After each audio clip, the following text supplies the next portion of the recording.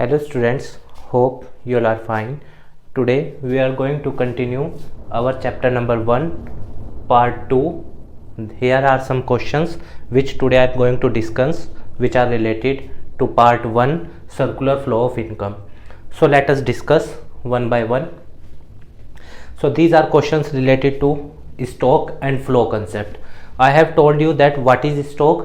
Stock refers to those variables which are measured at particular point of time. I have told you also about flow. Flow refers to those variables which are measured over a period of time. So these are the some questions which are related to stock and flow and generally asked in the board exam of the class 12th economics. So let us see first amount of bank deposit as on 31st March 2018. अब आपको ये पहचानना कैसे है कि कोई चीज stock है या फ्लो। तो सबसे पहले तो ये देखना है कि कोई पर्टिकुलर डेट दे रखी है क्या या टाइम दे रखा है क्या। अब देखो यहां पे क्या है, पर्टिकुलर टाइम है ना, तो amount of bank deposit will be our stock concept. और ये भी एक पर्टिकुलर पॉइंट ऑफ टाइम पे ही चीजें बैंक में जाकर डिपॉजिट चेक होते हैं। अब हम रोज रोज तो जाके चेक नहीं करते कि आज बैंक में बैलेंस इतना है और कल बैंक बैलेंस इतना है, परसों इतना है। ये पर्टिकुलर टाइम पे चीजें मेजर होती है, तो it means amount of bank deposit is a stock concept. Losses, नुकसान, जो नुकसान होते हैं हमारे वो क्या होते हैं, चलते रहते हैं और टाइम टू टाइम मेजर भी होते हैं। तो ये over a period of time की चीज है, it means it is a flow concept. So if we classify losses, that means they will be calculated into the flow concept. Production of cement. अब देखो प्रोडक्शन क्या होता है, generally over a period of time पे major किया जाता है, ठीक है। तो ये हमारा कैसा कंसेप्ट है, फ्लो कंसेप्ट है, क्योंकि चलता रहता है प्रोडक्शन। प्रॉफिट ये भी होता रहता है, तो चीजें बार बार मेजर की जाती हैं time to time, it means it is also flow concept.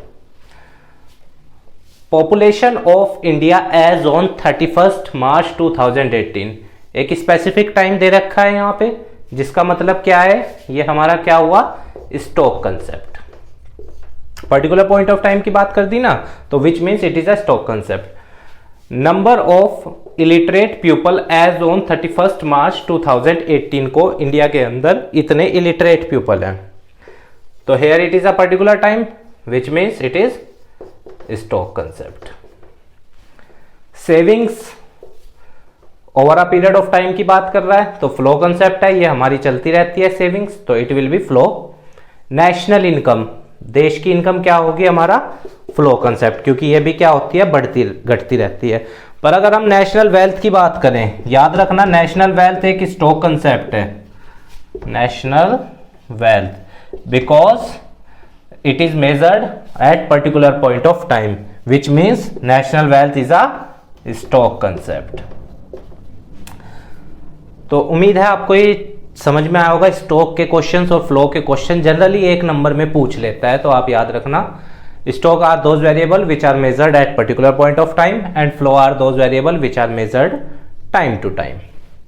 अब हम उन क्वेश्चंस की बात करेंगे जो जनरली बोर्ड एग्जाम्स में पूछे जा चुके हैं प्रीवियस ईयर्स में, तो उन्हें भी एक बार डिस्कस कर लेते हैं जो इंपॉर्टेंट है। बाकी आप अपनी बुक से ट्राई करना, जो प्रॉब्लम होगी फिर हम उन्हें देख लें।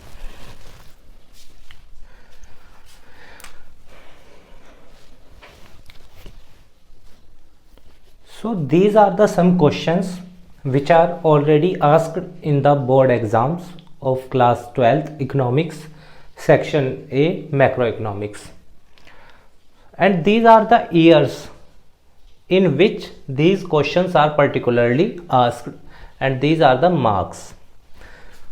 So in 1 marks in 2011, 12 and 16 a question is asked, what is stock variables?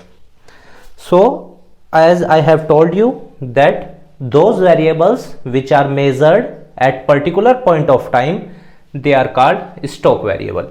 अब एक नंबर में क्वेश्चन है, डेफिनेशन तो लिख दी, ठीक है, एक एग्जांपल भी, हमने पर्टिकुलर पॉइंट ऑफ टाइम की बात बताई ना, तो आप यहाँ पे नेशनल वेल्थ कह सकते हैं, या आप कह सकते हैं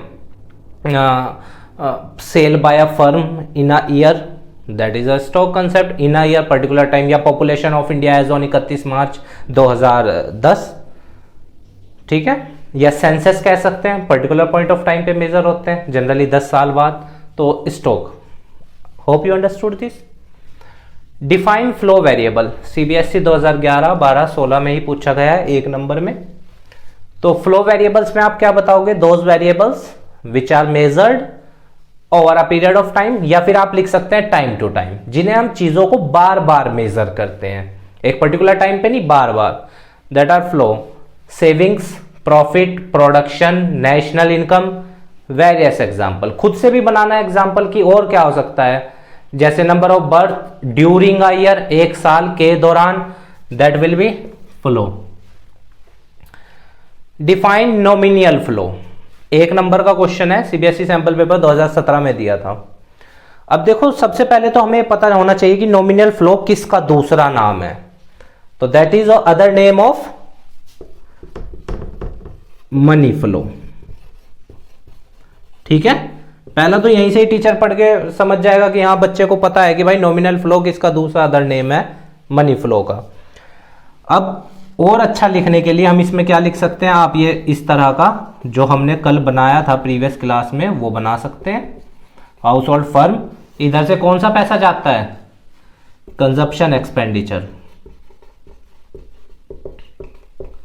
और उधर से कौन सा पैसा आता है? Factor payment. हमने पढ़ा था ना सर्कुलर फ्लो ऑफ इनकम के चार्ट में, फैक्टर पेमेंट। तो ये आप बता सकते हैं कि अगर नॉमिनल फ्लो की डेफिनेशन आए लिखने को तो क्या लिखेंगे? Refers to transfer of consumption expenditure from household to firm and factor payment from firm to household. ये आप बना देना डेफिनेशन और ये लिख दोगे, पूरा नंबर है। Define circular flow of income, 2009 14 17 में पूछा गया, 3 से 4 नंबर में। अब सर्कुलर फ्लो ऑफ इनकम पूछ रहा है, तो इसके अंदर आप वही refers to the 3 phases, 3 phases बताए थे। The first one is generation of income, सबसे पहले पैसा क्या होता है? जनरेट होगा, then distribution of income, and finally disposition of income, और फिर से वो पैसा वहीं पहुंच जाएगा। तो there are 3 phases in the circular flow of income. The first one is generation of income, and generally income is generated by factor of production. Remember this thing. Then distribution of income among factor of production. Factor of production में ही तो पैसा बटेगा ना, factor payment उधर से इधर आ रहा है तो फैक्टर ऑफ प्रोडक्शन के पास ही तो आ रहा है। लैंड, लेबर, कैपिटल, एंटरप्रेन्योर, इनके पास ही तो आएगा पैसा। And the third one is disposition of income, which is also made by factor of production के ही द्वारा डिस्पोज ऑफ इनकम किया जाता है। ठीक है, ये भी आप याद रखना, circular flow of income 3 marks का है। Distinguish between real flow and money flow. अब सबसे पहले तो देखो, रियल फ्लो का आपको दूसरा नाम भी पता होना चाहिए, क्या है? Physical flow. एक पॉइंट ये भी बन जाएगा हमारा, 4 नंबर का है ना या 3 नंबर का है, तो कम से कम 4 पॉइंट तो लिखने पड़ेंगे। मनी फ्लो का दूसरा नाम हमारा क्या होता है? Nominal flow. अभी बताया मैंने आपको, नॉमिनल फ्लो। तो पहला पॉइंट तो आप इनकी डेफिनेशन ही लिख दोगे कि रियल फ्लो में क्या होता है? House hold firm, house hold से फर्म की तरफ क्या जाती हैं चीजें? फैक्टर ऑफ प्रोडक्शन, ठीक है। और उधर से क्या आता है? Goods and services. पैसे से अलग जो हम बात करते हैं वो क्या आता है? गुड्स और सर्विसेज। इधर से फैक्टर ऑफ प्रोडक्शन उधर जाते हैं, उधर से गुड्स और सर्विसेज आता है।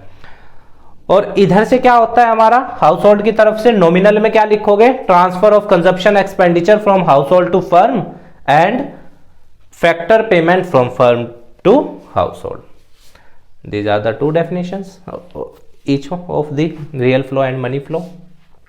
तो ये आपका इसके बीच का क्या हो जाएगा? अंतर हो जाएगा। और रियल फ्लो में आप लिख सकते हैं कि ट्रांजैक्शन विदाउट मनी इन्वॉल्व होती है, मतलब दूसरी चीज़ों को देखते हैं। नॉमिनल फ्लो में हम जनरली मनी को देखते हैं सिर्फ, कि मनी कहाँ से आया और कहाँ गया। तो this are the particular points which we can return in the difference between of real flow and money flow. एक पॉइंट जो हम इसमें और लिख सकते हैं इन दोनों के डिफरेंस में कि रियल फ्लो में बार्टर सिस्टम में प्रॉब्लम होती है। कैसे आप जानते हो? Barter system refers to the system in which goods and services are exchange with goods and services. अब हम जानते हैं पैसे का तो उपयोग नहीं हो रहा है बार्टर सिस्टम में, तो कई बार हमने लिमिटेशंस पढ़ी थी बार्टर सिस्टम की, जैसे कि lack of double coincidence of want, lack of storage, lack of measure of value, lack of standard of deferred payment. तो वो सब प्रॉब्लम्स हमारे सामने यहाँ आ सकती हैं, क्योंकि हमें ऐसा व्यक्ति ढूंढना पड़ता है जिसको वो सामान चाहिए जो हमारे पास है, जो हमें चाहिए हो उसके पास है, तो ये प्रॉब्लम आती है। पर मनी फ्लो में बार्टर की कोई प्रॉब्लम नहीं है, क्योंकि मनी जो होती है वो बार्टर सिस्टम की सारी कमियों को सोल्व आउट करती है। तो ये हमारा एक पॉइंट इसमें और हो जाएगा। अब distinguish between stock and flow 2010, 13, 17, 18 3 marks में इंपॉर्टेंट है। ठीक है, स्टॉक का पहला पॉइंट और फ्लो का पहला पॉइंट आपको पता है, at measured at particular point of time variables, flow measure time to time. It is a static concept.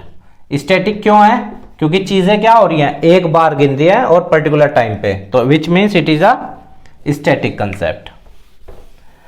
ठीक है, and if I talk about flow, it is a dynamic concept because things are measured over a period of time, which means it is a dynamic concept, it is a static concept. This is static and this is dynamic. It have time dimension. Particular point of time की बात करते हैं ना stock में, तो it have time dimension. It also have time dimension. उसमें over a period of time to time गिनते हैं, तो time तो dimension मैटर करेगा। तो 2 पॉइंट तो आपके यही हो गए, पहला कि ये स्टैटिक है वो डायनामिक है, दूसरा टाइम डायमेंशन।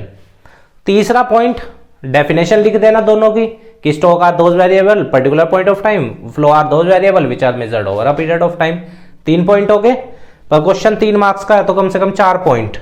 चौथा पॉइंट आपका एग्जाम्पल हो जाएगा, जैसे स्टॉक का एग्जाम्पल नेशनल वेल्थ NW, और फ्लो का वेरिएबल वो example national income. So these are the some important questions which I have discussed here, which you will also find in the previous board exams. अगर आप previous board exams या practice set जब करेंगे इस chapter के, तो यही main questions हैं जो generally circular flow of income से पूछ लेता है। जो अब हमारा सेकंड चैप्टर होगा संदीप गर्ग की बुक के हिसाब से। अच्छा, इसमें ना एक चीज और देख लो आप, लीकेज और इंजेक्शन को भी भूलना मत, पूछ लेगा 1 नंबर में। लीकेज में आपको दोबारा बता देता हूं, 100 रुपए जनरेट हुए, 100 रुपए डिस्ट्रीब्यूट हुए, पर खर्च कितने हुए 80, तो 20 रुपए क्या कर लिए, विड्रॉ कर लिए। तो रेफर्स, लीकेज की definition refers to withdrawal of money from circular flow of income, उसमें हम लीकेज लिख देंगे। अब अगर हम इंजेक्शन की बात करें, तो इंजेक्शन में मान लो 100 रुपए जनरेट हुए और 100 रुपए डिस्ट्रीब्यूट हुए, और अब खर्च कितने होंगे 120, तो यहां जहां जनरेट हुए थे वहां आप कितने पहुंचेंगे 120, तो याद रखना एडिशन कितने का हुआ +20 का। इसको बोलते हैं addition to circular flow of, addition of money to circular flow of income, that is injection. और लीकेज याद रखना, जब लीकेज वो चीज विड्रॉ हो रही है मतलब निकल रही है, जैसे टैंक लीक हो गया है तो अब उसमें से पानी निकलेगा ना, तो इसी तरह सेम जैसे लीकेज हुई सर्कुलर फ्लो में से कुछ पैसा निकल गया। इंजेक्शन में जब इंजेक्शन लगता है बॉडी के अंदर कुछ जाता है, तो इसी तरह समझ लो कि इंजेक्शन हो रहा है अगर सर्कुलर फ्लो ऑफ इनकम में, तो पैसा क्या होगा, जाएगा, अंदर जाएगा। तो 100 रुपए आए थे डिस्ट्रीब्यूट होके, पर इंजेक्शन हुआ तो 20 रुपए और डल के 120 खर्च हुए। तो these are the some important questions of chapter 1 which you will find in the board exam generally। तो अब हम लोगों का दूसरा चैप्टर जो है वो है basic concept of macro economics. इस चैप्टर के अंदर बेसिकली हम ये पढ़ेंगे कि NFIA कैसे कैलकुलेट की जाती है, या कंपोनेंट्स NFIA के क्या है, नेट इनडायरेक्ट टैक्स क्या है, या अपना ग्रॉस इन्वेस्टमेंट क्या होता है, net investment, depreciation, domestic territory या final goods, factor income, transfer income. These are the some topics of chapter number 2 of Sandeep Garg book of macroeconomics. The name of chapter is basic concept of macroeconomics. So we will discuss that in the further video. Hope you understood the chapter fully, and if you have any query related to the chapter, you may ask to me in the comment box. I will try to answer them in the next or upcoming video if the question is good or extraordinary.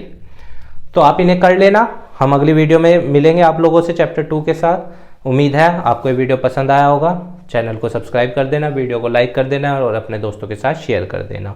और अगर आपकी कोई query हो तो comment box में बता देना। ठीक है स्टूडेंट्स।